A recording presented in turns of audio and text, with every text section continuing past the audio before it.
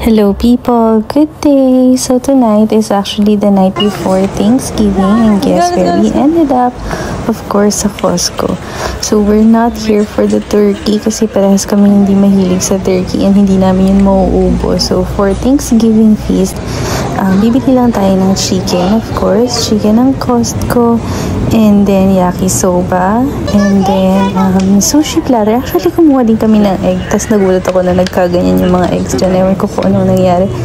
And then kumuha kami ng sushi platter. So ayan, ang cute ng plant na to. Gusto ko sana siyang bilhin pero next time na lang. And ayan, lahat ng nabili namin. Ayan yung yakisoba, chicken, egg, and sushi platter. So, onti lang talaga yan dahil tatlo lang rin naman kaming kakain.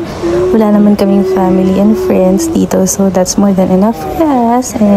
And then, ayan, nagbayad na kami dito sa self-checkout. And then, umuwi na kami. So, super late na talaga. And ang dami pa rin tao sa Costco. And then, ito lahat na nabili namin. And yun lang guys. Thank you for watching. Bye! Happy Thanksgiving!